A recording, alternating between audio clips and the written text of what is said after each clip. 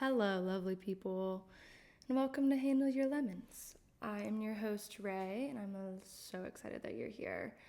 If you listened to my last podcast, I would like to give a shout out to the individuals that got the honor of hearing the version that I uploaded that was not good. So, shout out to my best friends for helping me with that because I did have a little bit of a mentee bee about it, okay? Like, I did. So, backstory. I uploaded the first episode. I listened to it. I edited it. Anyways, on my end, sounds great. Whatever. So something happened, long story short, where when I uploaded it, it came back and it sounded awful. And luckily, like some people, shout out to the homies, were like, a couple hours after I uploaded it, were like, hey Ray, this sounds weird, like it sounds off. So I had to figure that all out, and I literally had a moment about it because I was like, oh my God, this is the universe telling me that I'm not supposed to do a podcast, and I was dramatic, okay? I was dramatic for a moment, I'm not gonna lie. Again, shout out to my best friends. But then I was like, let's just take a breath, regroup, looked it up on YouTube, re-uploaded it, and everything was fine. And it honestly was such a good reminder for me because it was this moment of, hey, sometimes the things that we want aren't always easy to get. And even if it's meant for you, doesn't mean you don't have to work hard sometimes. But where it's important to be aware of yourself during the whole process is that you're still finding the creativity and the joy and the love of what you're doing. And that's really when I wanted to do this podcast, it was from a place of wanting to create a space for people to relate to. I mean, honestly, free therapy, if you will, and a place for me to yap. And if nothing else, maybe a place for you to laugh at my misfortunes. I don't know. But I realized that I got a little bit deep in the process and what I wanted the result, quote unquote, if you're watching, to be. And that's not nothing that you do is going to last long term if you're only worried about what you're quote unquote getting from it. And that was a beautiful lesson that I honestly shout out to the universe because that was a good call out. I genuinely think that I needed it.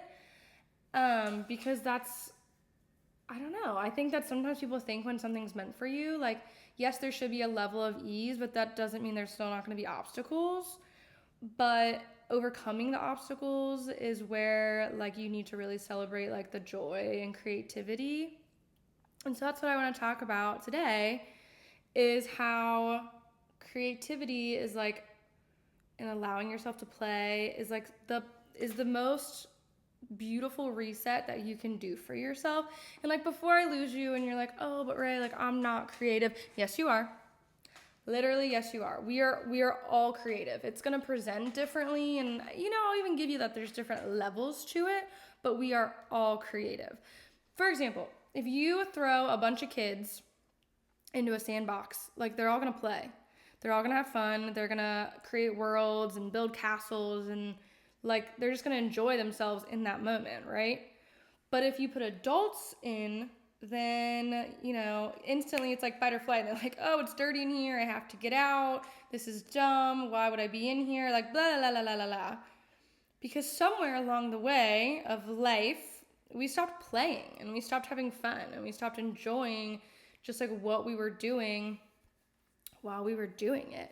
And that's to nobody's fault necessarily. That's just the reality of life. I mean, as we grow, things happen and we go through grief and we have hard seasons. And so it's, it's okay that it happened, but I think acknowledging it and coming from a place of oh, this is where I'm at now, but I also need to honor who I was. Because the reality is that play and who we are as children, that's our natural state. That is where we are I use suppose lightly, but that's where we should aim to be, is in like that space of like enjoying things and being calm and like letting ourselves be creative. I mean, and I understand that like we're not kids anymore necessarily, but that's the first step, maybe not even the first step, but that is a big step in healing yourself, because how could you possibly move forward or heal, you know, any of your traumas or anything if you're not going to honor like little you? Because that is part of you. Even like the people who are like, oh, I don't really remember my childhood, like I get that too. There's a lot of parts of my childhood that I don't remember, but like, you know what you liked as a kid, like, you know what you were into, you know, like, you know that there's parts of yourself that like you can reclaim, and reclaiming those parts and allowing yourself to be creative and to play will propel you into this like whole other timeline.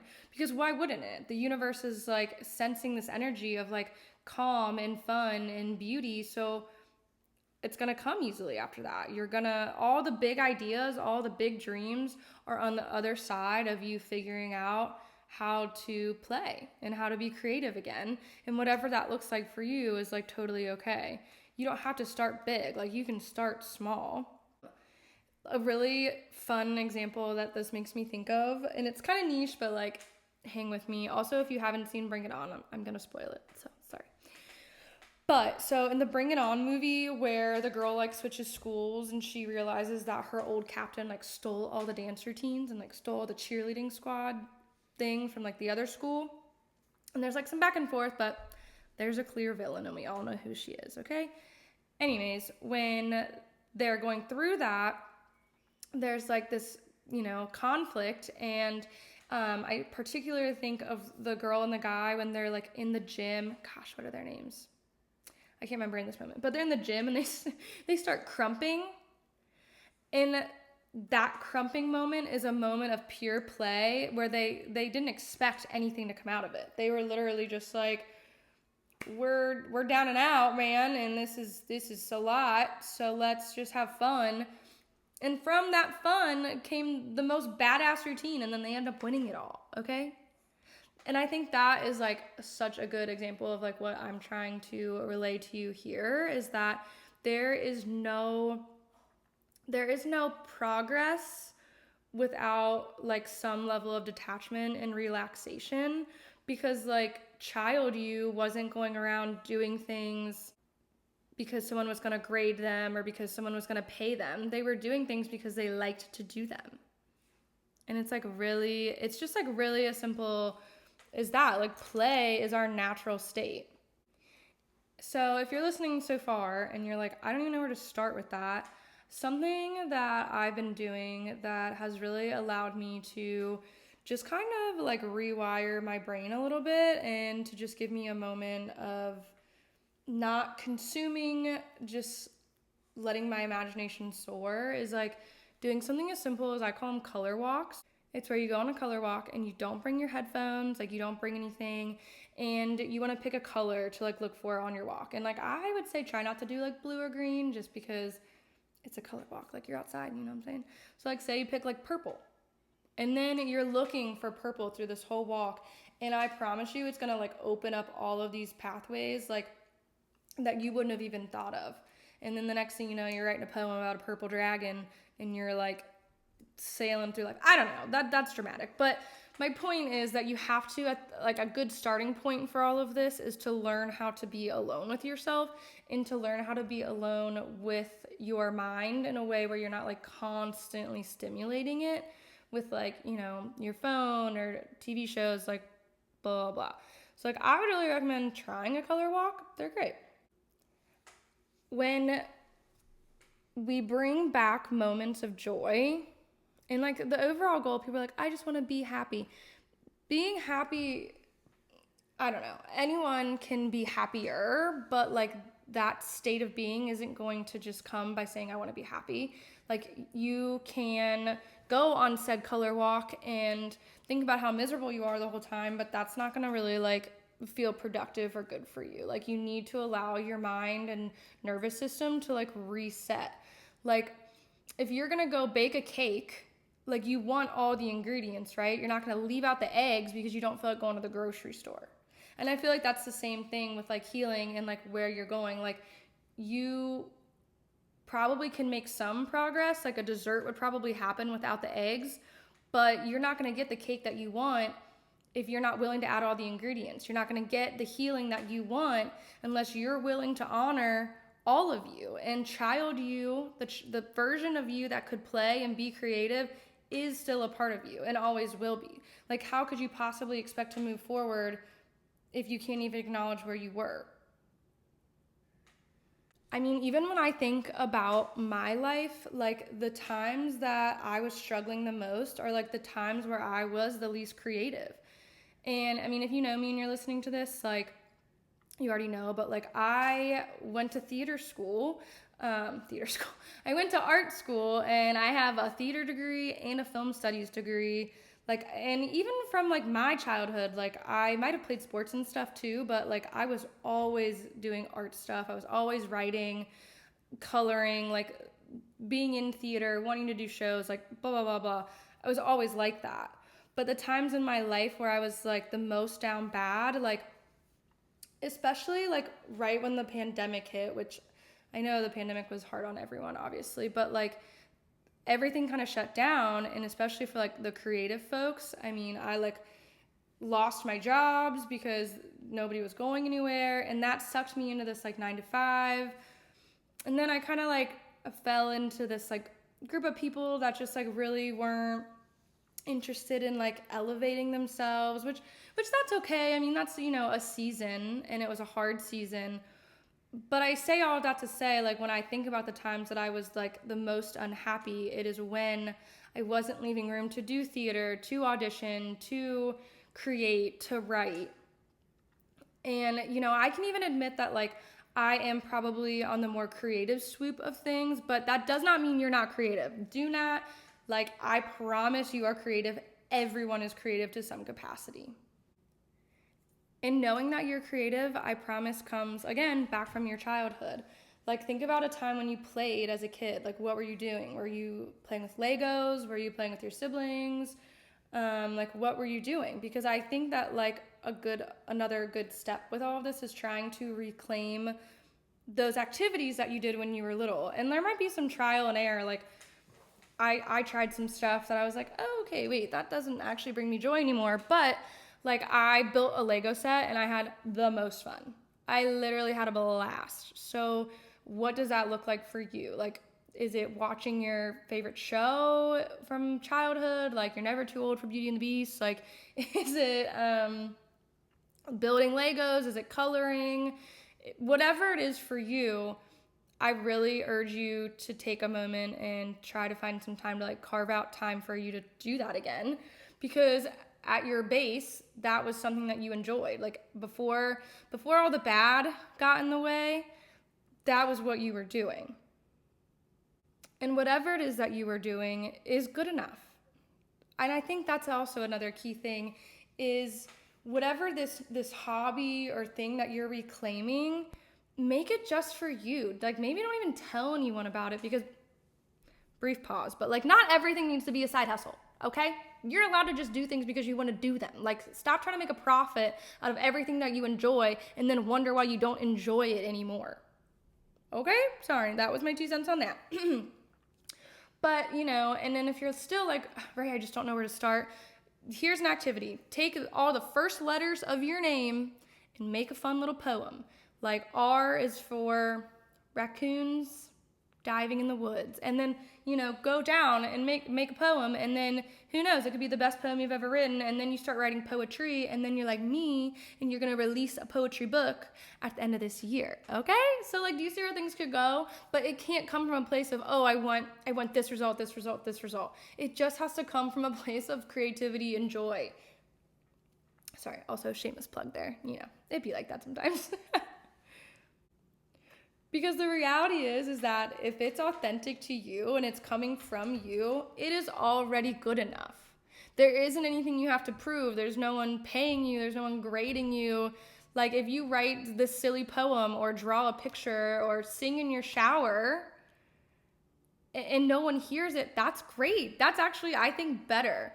Because I even had this moment when I was having my little moment about my first podcast upload, was I was like, but you know what? Like, even if nobody watches this second one, like, even if nobody sees it, I'm going to be so proud of myself, because how cool is it that I'm finally in a healed enough space and like mentally grounded enough that I have the capacity to create something like this. Like, that in and of itself for me is a win. And I think whatever it is you choose to pursue to reclaim your creativity, you should at least try to think of like in the same way. Just trying to reclaim it is a win, because play is our natural state. Like, fight or flight and who we are as an adult, that's not our natural state. That's who we had to become while we got through what we went through. Woo! But no, seriously, like, who you are now is not your fault necessarily, but it is your responsibility to heal. But you can't heal unless you acknowledge all of you. And what better place to start than the beginning? So then I ask you, if you're still like, I don't know, I'm not on the train, okay, let's try. I want to say it in a different way then, because maybe framing it as creativity isn't for everyone, and I get that. I totally do. So my question for you then is, when is the last time that you had fun? And I mean had fun, because I do think that there's like this performative aspect of having fun.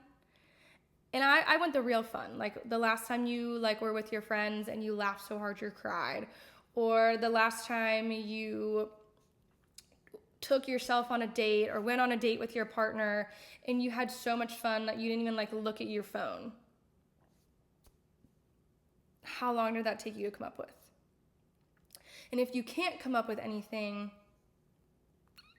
that's definitely something to acknowledge and to account for, because that's like most of life, babe. I mean, yes, it's serious, and yes, there's a lot of pad, and like the world is a lot. But if you can't find time to have fun and enjoy, I just don't know. And I mean, I'm gonna hold your hand when I say this. I understand that not everyone has the capacity to go to therapy. Not everyone has the capacity to take hours out of their week to be creative. But you do have the capacity to do small things to make a big difference in your life. You do. And if you're saying you don't, it would be quite the circumstance for me to agree with you. Like, you can buy a coloring book and a cheap pack of colored pencils and color this week.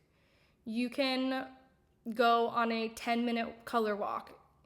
You can do those things. And, you know, while anything that happened to you isn't your fault, your healing is your responsibility.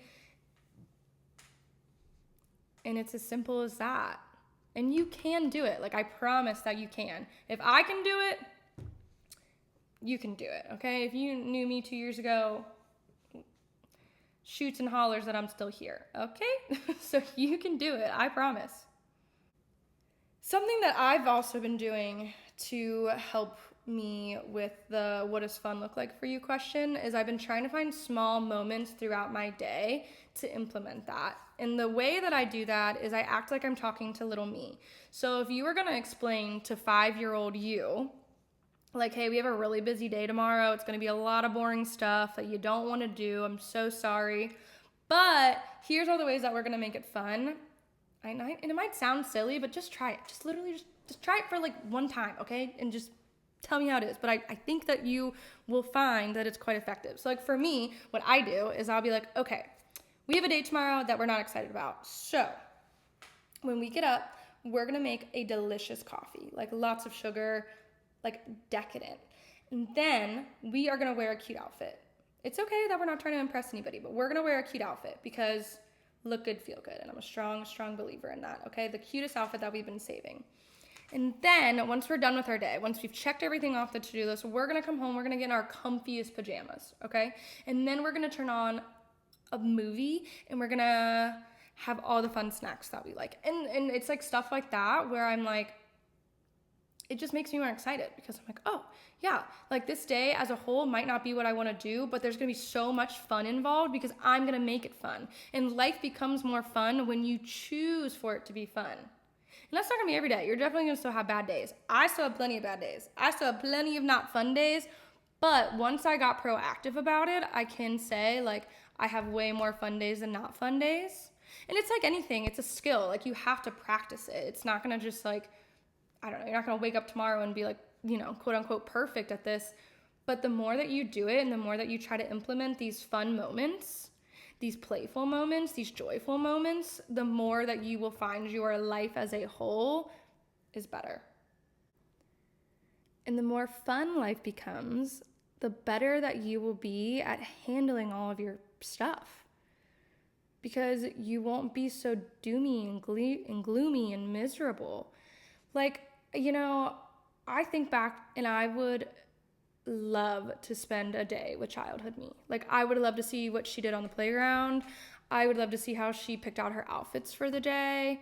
Because even if there's a lot of my childhood that I can't remember, and maybe you're like that too, I know that there were still really beautiful moments and where, like, oh my gosh, what I wouldn't give to not be worried about next week or that next bill or if I'll ever get married or blah, blah, blah, blah, blah. But I bet little me, she just accepted that it was all going to happen like it was supposed to. She wasn't worried about that next day. She was just living her present moment because she was having fun, or at least trying to. And I think that that's what we should all really be striving for to some extent. And, like, I think about when I was a kid and, like, the bucket list. Okay, if you didn't make a bucket list when you were a kid, I think you're lying. But, like, none of those things on my bucket list were things that I was like, oh, I would never do that. But it's funny because, so, like, say, like, you know, skydiving. That's a great one. Skydiving was on my list, and that came from a place of, like, I want to fly. I want to be like a superhero. That's going to be so cool and so much fun. And now as an adult, when I know so much about the world, I'm like, oh, okay, well, what if my parachute doesn't go off, or what if I get something in my eye and then I can't see, or but little me didn't think about any of those things. She was just like, let's go skydiving so we can fly. And that's what I strive to be like more. Like, I want to go skydiving so I can fly. And I think that you should do that too. In fact, you should go look at your bucket list or think about what used to be on your bucket list and ask yourself why you haven't done any of it yet.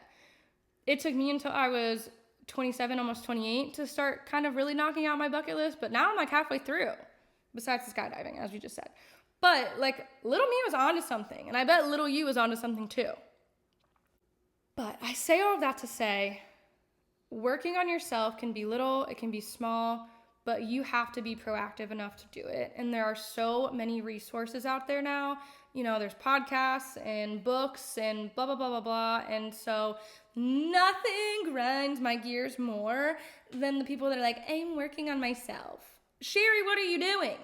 What are you doing, babe? And all they're doing is isolating. And I'm like, okay, isolating is a trauma response. And sure, there are seasons where we should isolate. Okay, all right. But that's not working on yourself. That's just isolating. Okay? It just, that grinds my gears. Like, tell me y'all don't have someone in your life where they're like, I'm just really going through a hard time. And then they're doing nothing about it. Like, I get that there's seasons of depression, trust me. And I get that there's moments of life where you're like down and out. Me a year and a half ago. Totally get it. But to some extent, like, that can't always be the go-to. And if it is, you need to figure out why so that you can address it. Like, that is, again, like, your healing is on you. So, a good place to start is with little you. And I hope that you can really find some time to do that. And whatever that looks like for you. Everyone's capacity is different. But like I said, I know that you can do the small stuff. And if you're like, hey, by chance, I'm just going to throw this out there, a little fishing line. You're like, hey, I'm like kind of past that. Like, I'm already coloring. I already have a hobby. Like, what would you say the next step is? I wanted to recommend, and I wrote it down, The Artist's Way by Julia Cameron. A beautiful book. And you don't even have to be an artist to do it, so don't let the title fool you. I did it back in, it's like a book, but it's got activities and stuff in it that you do. I did it back in like 2019. I would love to do it again now because I'm a very different person than I was in 2019. But a big part of it that I remember just being so helpful was that she made you do morning pages, and so you just like free wrote, like free thought, whatever you wanted every single morning. And your subconscious will slowly reveal to you like what's up, what we need to work through, what's going on. So if you can't do one or the other, if you're like, okay, all those activities, got it, or like I've already done those, again, The Artist's Way by Julia Cameron. I have it linked in my bookshop.org account too. It's under Raise Reads if you guys wanted to get it. I think I got mine honestly like out of like a half price books for like really cheap. But I know it's on Amazon too, so wherever you wanted to get it, but I would really recommend it. It was super life-changing for me. So, all right, well, I'm done rambling at you. Thanks for listening, and just don't forget to handle your lemons. Okay, that was cheesy and I hated it, but I hope to see you next time.